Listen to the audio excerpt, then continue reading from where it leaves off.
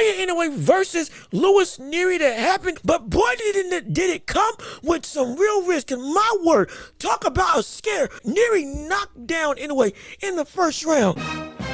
And it shook me up. And I told y'all there were two things that could happen. Either he was going to counter him to Kingdom Come, or he was going to jump in the fire with Nery and go for broke. And what happened? The very next round, he boxes, he lulls Nery into coming and overcommitting with those swinging hooks. And next thing you know, boom, catches him with a short left hook, caught him and dropped him, and then beat him every which way. To the point he was taunting Nery. Didn't I tell y'all? I wouldn't be surprised if uppercut would happen. Popped his head up and then immediately went with a straight right. He dropped like he got shot in the head. We understand this. We're looking at one of the best fighters of a generation. An era-defining fighter in Naoya Inoue. How great is he is a question that we now have to ask. As a two-time Undisputed champion, as somebody that's cleaned out two divisions, as somebody who has moved up the ranks and has continued to outclass and dominate anybody that's been put in his way, whether they are the best or not, everybody gets treated the same way in terms of outright destruction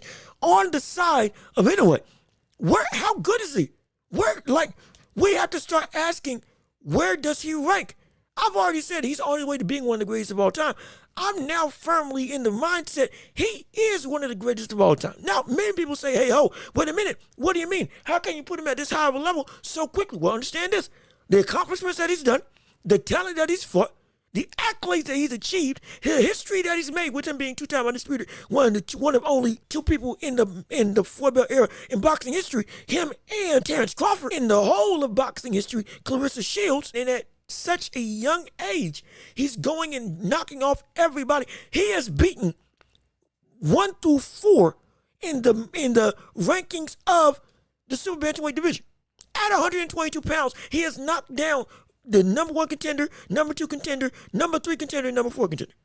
He beat Tapales. He beat Stephen Fulton. Now he beat Luis Nery. The brother from Australia is now the number 1 contender, and I believe he's ranked as the 5th man in the division. I could be wrong. The man was systematically, as champion, took the belts and beat everybody from 1 to now 5. Even when it seems like he's in trouble, it is still one adjustment, and he's got you. That we're looking at a mental genius in the world of boxing. We are looking, and this is where it really gets into play. Roy Jones Jr. I believe I said this before. I compare this man to Roy Jones Jr. And they're different, but they're the same. Roy Jones Jr. mastered the fundamentals, but it was athleticism first and then fundamentals afterwards. Meaning, he did what he did athletically, and he broke all the rules because of his understanding of the fundamentals of boxing and his physical capabilities. Allowed him to do stuff that, that shouldn't work, but it does.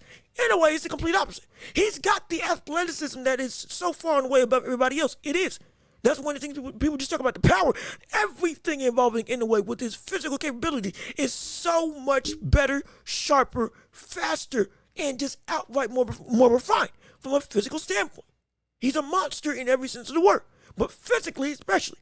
But it's the technical ability that we see Inoue show on a night-to-night basis first that is then backed up by the athleticism. That's what makes him so special. It's the polar opposite of Roy Jones Jr., and this is not disrespectful of Roy Jones Jr. They're both doing the same thing in two different ways. We're looking at Inoue, and he is indeed great. And the issue is that people still don't understand how great he really is because he's still not the global superstar. And by global, I mean here in America. He hasn't touched all 4 corners of the world as you would want somebody of his talent and status to be. I'm not trying to say that America's an end-all be-all. No, it's not. No.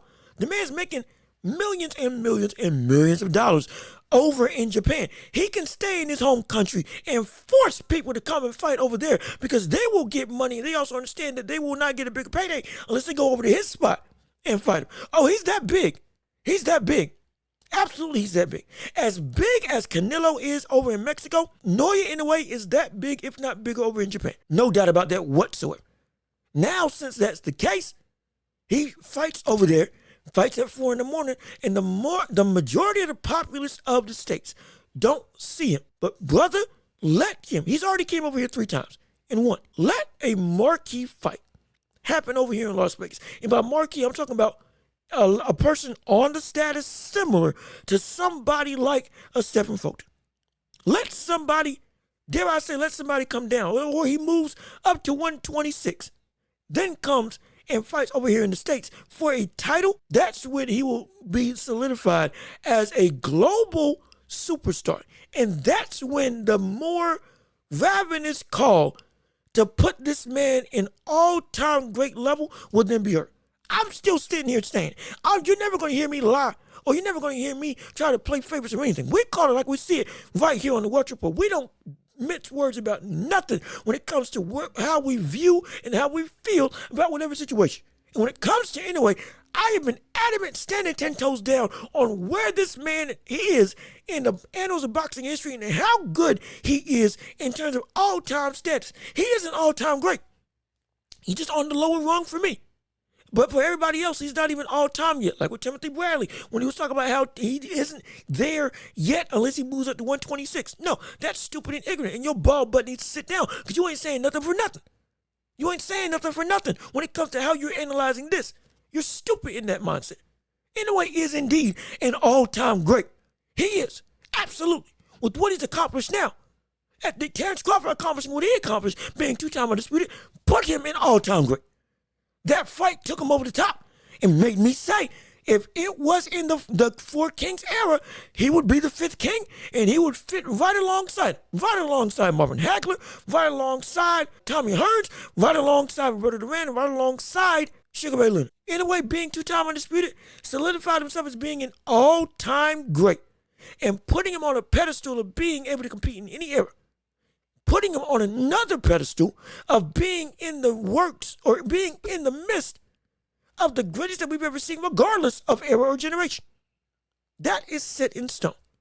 Now is where can he elevate to? And he can elevate the top 10. Because again, the pathway that we're seeing from him is paved by Manny Pacquiao. It was athleticism, then technique for Roy Jones. It's technique and then athleticism for Naoya Inoue. I'm not saying one's better than the other. I'm saying that's the approaches that I've seen when they both fought. And it just looks different. It just looks different. It does. But in terms of the showboating, the outright outclassing, the wanting to entertain the crowd, and the willingness to take chances and do things against scary opponents like Luis Nery, who are indeed dangerous with or without drugs in their system, with or without being overweight. Well, but every time he never ceases to amaze me, amaze anybody around me that I tell to watch this brother, and they now see exactly what I'm talking about and why I have him as the best fighter in the world. And really, that's where the conversation really lies in terms of where does he rank pound for pound. We're gonna get to that, but continuing with the greatness aspect. Where can he transition to in terms of all-time great status as he continues his career? And it's a valid question because when it comes to his greatness and what he can achieve, Inoue is somebody who, if he keeps on this track, can crack top 10 in boxing history. He indeed can. It's absolutely true. And more people would be saying that if he wasn't at 122 pounds. I believe Joe Tessitore was talking about it on the show as well. Paid by Henry Armstrong, where the trajectory and the path that he's following is that of some of the best of all time, the top 10 level. Absolutely. That is irrefutable. That is the gauge, or that is the pathway that we're seeing from Inoue. It is the success on that pathway that will dictate where he falls once everything's said and done. But the pathway is Pacquiao, Henry Armstrong, and other fighters of the like who have moved up one. No doubt in my mind on that. And if he achieves it, he will be top 10 all time. I don't like just comparing anybody to everybody.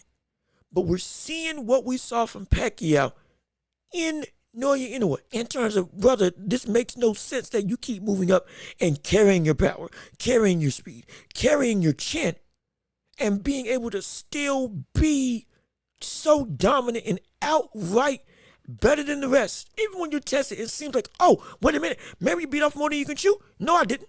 I just didn't adjust yet. Now when I adjust, he's fodder to me. A peon. Nothing more than a footstool.